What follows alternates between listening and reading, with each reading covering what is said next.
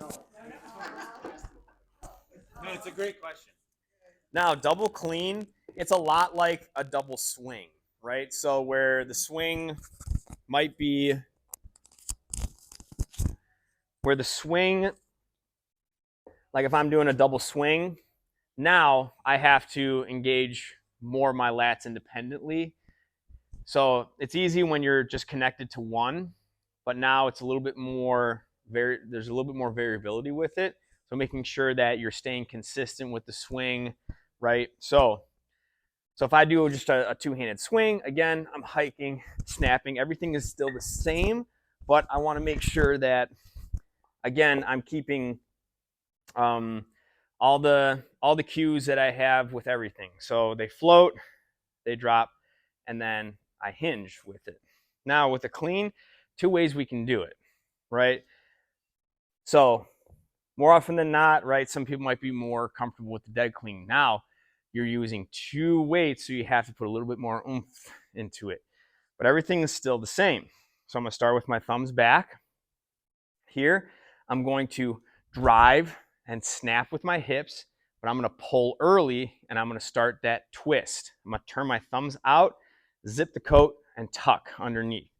Now, with two weights, right, you're gonna have to pull like similar to how you would depending on how much weight it is. So if it's two 12 kilos, it might be tough for some people, right? For me, I have to make sure I pull at least like 50%. Again, if I pull too late or too heavy early, they're going to go flying up and they're going to land, and it's going to be like trying to catch a small child, right?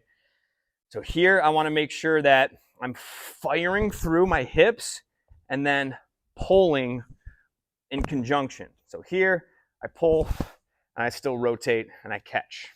Okay. One I know Joe was asking, and I gave him my thoughts. Going neutral if you feel like this is compromising to stay high in the hips or something, right? So if you stay neutral, I told him you just have to know that you're not going to be able to have as much torque on the way up and use that rotation. So if you need to stay neutral for some reason, does this kind of round you too much? That is an option, but I think as long as you can get used to pulling the shoulders back in that rotated position, you should eventually be able to if you work on that mobility. I'm not a huge fan of that. Because again, like you're not getting one, your elbow gets caught, you're going to hyperextend, right? And then also you can't get any, it's more of just like a muscle through, right? So if you're not privy to how the kettlebell is supposed to land, right? It's going to just land hard. And it's also like if you're doing working weight, for me it's easy, right? To do 212s or to do lightweight, it's easy just to pull it, right, and have it land, right? But we want to make sure that we're getting the rotational aspect. Now, if you're compromising like the spine, I would say, okay, to what degree, right? Are we compromising the spine, right? Like we said, a little bit of round isn't going to kill anyone, right? Excessive, yes. But I always think of, again, accessing the rotation of the kettlebells, because when it gets heavy, you really have to lean in on the technique, right? So like for me, like if I were to grab two heavy kettlebells,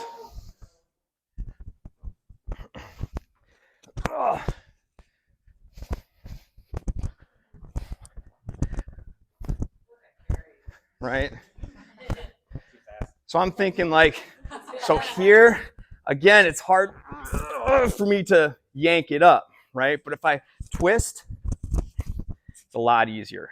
I can get, again, the rotation a lot easier on that. As if I go here, it's more me having to muscle it, right? So leaning in to that technique, that spin to help get it to nestle easier. I had to really muscle that. I was like, don't hurt yourself, TJ. Yeah, and just like the more weight, especially too, like that neutral, it's going to be less resilient. Like for 12s, I could do that no problem all day, but multiply that by a factor of like 2 to 3, right?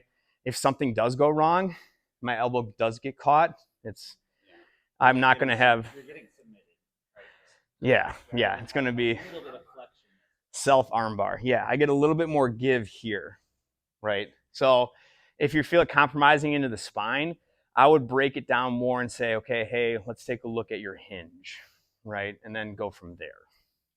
That makes sense? Answer the question. Yes. Would you say the same for a swing, or since that you don't need as much of I'm 100% still the same, right? Because again, the elbow. You guys are making me do this again. I'm just kidding. So again, if that comes back and something compromised, my elbow gets stuck and it hyperextends, right? So what I do with the double swing when it's heavy is I'll just rotate back and then up, right? Okay. Anyone else want to see some different weights? Okay. Yeah. I know. All right, so real quick, we're gonna go over our high pull and snatch as quick as we can because I think those are both super important as far as the high pull leading into the snatch. So I can start this one. Yeah, go ahead. So with the high pull, I think some people start to get into like an upright row. I like the upright row to be more of a strength movement. So the high pull is going to be a little more dynamic, explosive. So when you're doing the high pull, it's going to lead into the snatch. So for me, the high pull, it is a good, hypertrophy builder a little bit, but it's mainly to get you situated for the snatch. So it's a step into finishing the snatch, right? So when I do a high pull, it should be up here. We should not be trying to do a high pull down here. That is a low pull. So what I'm going to do is get the hips involved, and it becomes almost like it's floating at the top, right? So I'm pulling my elbow back, and then I'm letting it fall, but I'm not pushing out too much. So I'm going to hike high, pull high, and then tame the arc on the way down and let it fall and let the hips snap back up. One thing that Zane's doing right on his pole is he's keeping the kettlebell an extension of the hand and the wrist, right? So if I were to hold here, take a step to the side, he's got a neutral wrist, and then the kettlebell extends straight from there, right? It's not flipping or flipping down, right? He's squeezing it hard enough to where it's maintaining that structure, right? That's a huge deal when it comes to doing a high pull. As he's pulling, it's staying in line with his wrist and his fist. So we don't want to see that. That's going to lead to this. Right. So you will feel it upper back, trap, but obviously the main worker is going to be our glute. If you don't have the hips working hard enough, you're going to start getting to here. You're not going to be able to finish all the way through. And it's okay to float the kettlebell up almost above the horizon, right? We don't want it to go too far up, right? If you're getting to that point, might as well snatch it, right? But this is a good precursor to the snatch because the snatch is a pull and then an extension, right? So what that does is it gets the kettlebell floating upwards. It's getting it to start to flip, right? And then on the snatch, which is what we'll just go into next, right? You're meeting the kettlebell at the top instead of it flipping and smacking onto the back of your wrist. Okay? And snatch, we'll move into that a little bit. Is there questions on the high pull? It is a little unique, so we can kind of work on that when we break off. But the snatch is something where you have to go heavy enough. Otherwise, it's going to be constantly flipping up and over, right? So I'll perform some snatches if you have any cues you want to throw out. So basically, once you get the high pull down, right, he's going to pull close to him. And then what he's going to do is he's going to just extend vertically at the top, and the kettlebell meets the back of the wrist, right? It's going to flip, right? But when you meet it, it's going to be a lot less force, right? You guys can't hear it connect to his forearm, right? So he's meeting it at the top, finishing at the lockout. Yep. Yep, he's catching it on the back of his wrist. So as it flips, he's catching it and bringing it to the overhead position. So that's going to be the big thing going. Now, again, snatch is from a low position, the ground, the low position, to overhead in full overhead extension in one movement. Right. The smart grip, with anything else, that smart grip is going to be key. You want to have a loose enough grip to where you can let it flip, but if you have it too loose, obviously major things can happen. So but if you're over gripping, it's going to be a weird finish. Show them if you over grip. Yeah, it's going to be a slow finish. You're not going to be able to spear through at the right time. Boom. And vice versa, not loose enough, and you could end up like this. Yeah, don't do that. Too loose. End up like that. But again, his hips are firing. With a snatch, you really have to let those hips fire because you're going overhead. You want to get into a safe position. Question? I kind of heard one. No? There are wrist guards here. Like I said, I use wrist guards all the time. And I always recommend, in these classes, if you like wrist guards, buy your own so you don't have to share, right? They're super cheap. I'm sure he has some good wrist guards. They're like $20 to $25. You know, they're very affordable. Like really cool looking too. Different patterns. I recommend kettle guards. Yeah. So, yeah, those. They're always in here if you need some. Or I have a pair if you guys want if you guys want the kettle guards are a little longer too. So I recommend those as well. Now let's go into push press. Yeah. Okay. So we're gonna go over push press a little bit. Do you want me to demo? I'll demo. You direct me. Okay, so on a push press, okay, we've gotten it to the clean position. Okay. Now, when I think about a push press, it is a knee dip, right? So the last thing I want to see is the butt pushing back, right? So it's a knee dip, and then using that little momentum driver to then push the weight up, okay? Now, he's bringing it down, right? Dipping the knees, and he's locking out at the knees, pressing at the top. So it's a dip, a drive, and a lockout at the top, and then bring it down in control. Now, when you go from the press, right, instead of letting the weight fall, think of you're pulling the weight down, right? So even in an overhead press, just a strict overhead press, you're still pulling the weight down, right? As opposed to you thinking okay, well, gravity is going to bring it down, TJ, right? Pulling the weight down protects your shoulder, right? It also spares your shoulder with a little bit of energy, okay? So think you're dipping the knees, utilizing that. It's kind of like a cheat press, right? Except for it's just a deliberate cheat press, okay? As he presses up, he's pressing up, back, in line with his ear, okay? Wrists are neutral. He's not shrugging into the movement. Now notice that slight rotation as I pull down too. On that overhead press, the cue I've been using lately is like a DNA strand, right? It's a vertical spiral. We don't want to see too much elbow flare, okay? That puts a lot of strain on the anterior deltoid, right? And a lot of strain on the external rotators, which a lot of times, are one of the things in the shoulder cuff or the rotator cuff that can tweak, and people are like, my rotator cuff ain't what it used to be, right? So thinking about keeping the elbows tight anytime the elbows flare out on a press or on a bench, right, can lead to rotator stabilizer issues. You get a lot of benefit from that way down. So you are building muscle on that way down. Don't cheat yourself and try to, you're not in a competition. I mean, sometimes it feels like it here, right? That's a good thing. But when you pull it down, you are benefiting those lats. It's like doing a pull-up, right? Pulling all the way back in. Yeah, and contrary to popular belief, pulling down actually decelerates it down, right? You're not adding to the force of gravity. Okay. Nice. Any questions on any of that? We got a couple more. We'll get into it. Yeah, we let's have everyone at least practice maybe a high pull. I think that's a good one, but it's up to you on time. What do you think we should do, TJ?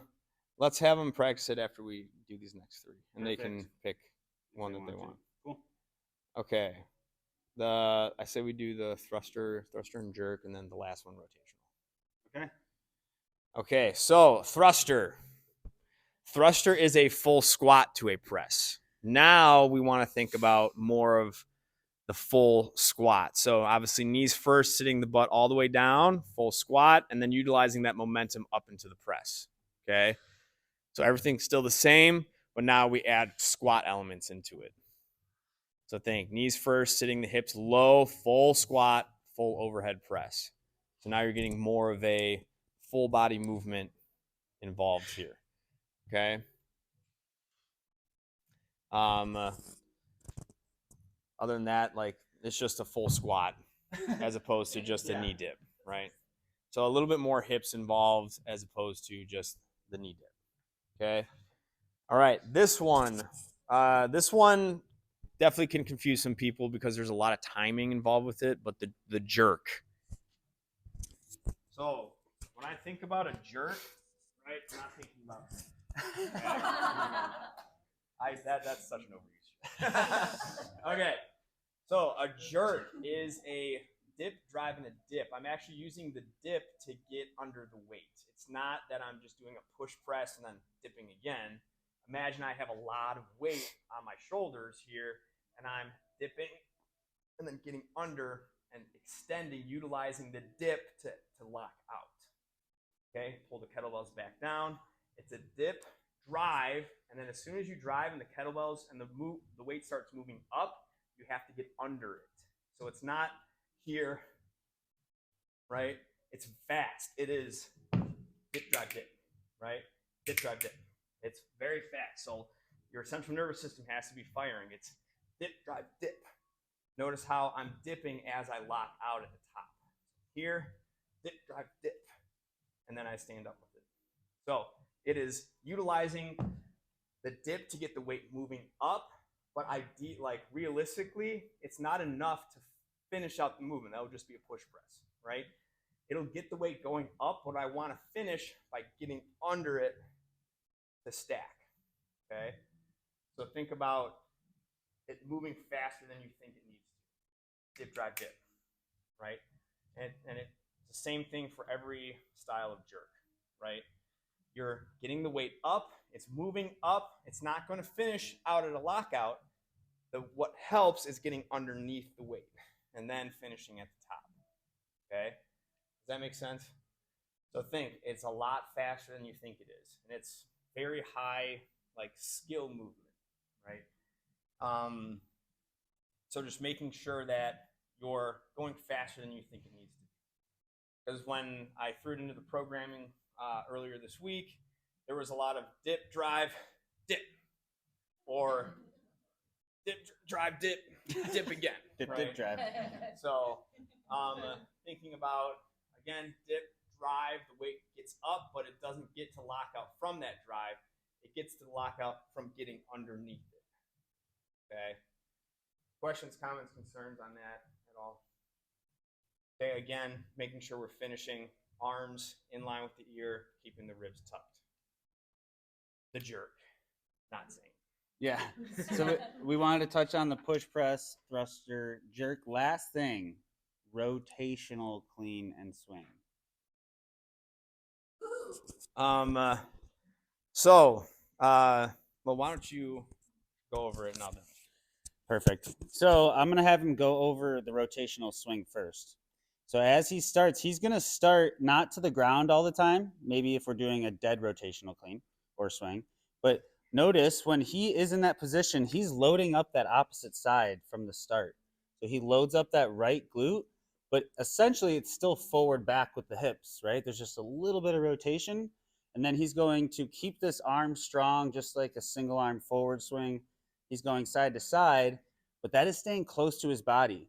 And he's letting it just pass his knees as he starts to let that knee drive a little bit forward on the right side. So I'm going to have him, without it, face the wolf. And I'm going to have you go into the bottom part of it. Notice how, well, you can do it without it, just so you don't have to hold it up like that. So notice how he does have a little knee drive forward with his right knee. Now that loads up this left glute, and then as he drives up, he's pressing through his left foot a little more, but obviously pressing through both heels. So now he's locked in here. He's going to stay patient on the way down, and then he's going to start to rotate and send the hips back a little more. Anything to add on that, TJ? Basically, what it is like we have 3 planes of movement that our body goes through, right? We have forward back, which is sagittal. We have frontal, which is side to side, and we have transverse that twists, right? Anatomically speaking, sagittal, forward, back, we're very, very, very strong, right? Which is why all of our strength movements happen in that plane, right? What we do is we become more versatile, right, by including these movements in the frontal plane, right? There's a reason why frontal plane movements, like a lateral lunge, right? It's tough to get all the way down to a lateral lunge, right? It's not just like, oh, like why don't I just stack 400 pounds on my back and go into a lateral lunge, right? Usually it doesn't happen too often, right?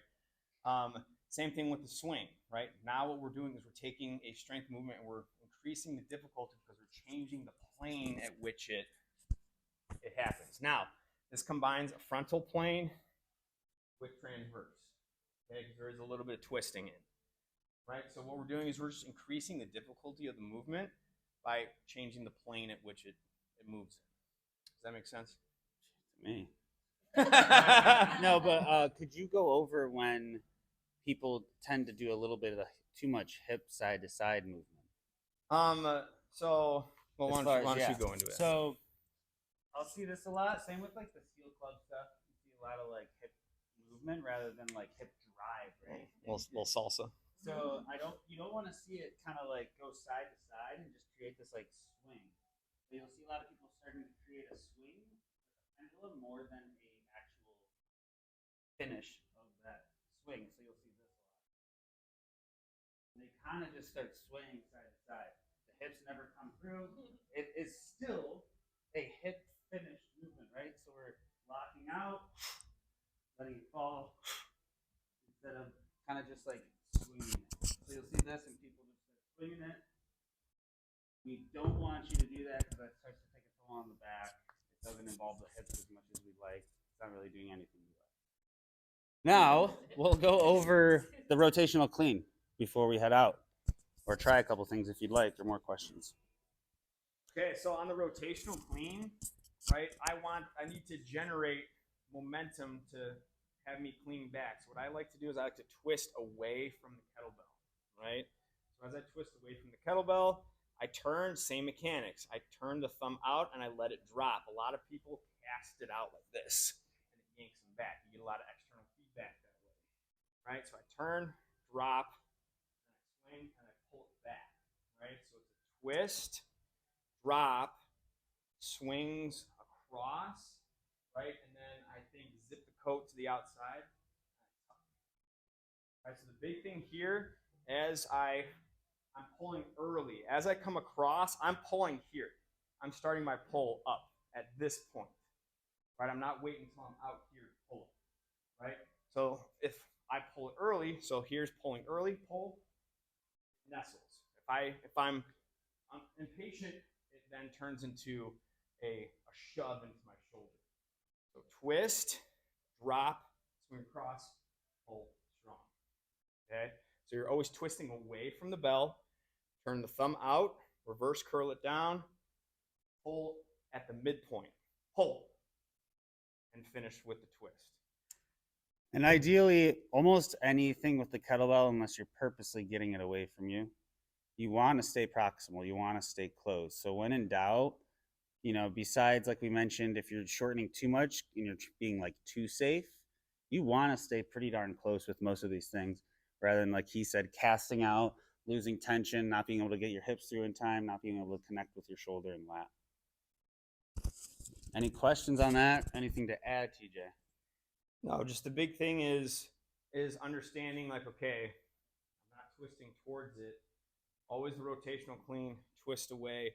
Again, we're creating, it's the same mechanics as a clean would be in the sagittal plane, right? But what we're doing is we're increasing the difficulty by changing the plane at which it is moving. That makes sense, right? Just like a lunge, is super easy, but if I do a lateral lunge, I'm like, oh, okay, that's way harder. Just because our body is meant to be strong forward and back, not so much side to side or twisting. Oh, nice. If you guys want to, I know it's about 3. If you guys want to stay and practice or ask some questions or just have some coffee, go ahead. But we appreciate your patience. I know we explained things pretty thoroughly, but that's why you're here to learn. So thanks for your time. And then hopefully you can make the next one. Where if you have thoughts on what that should be, we haven't decided yet. So give us feedback and let us know. Thank you guys. Thank you guys so much. Appreciate it.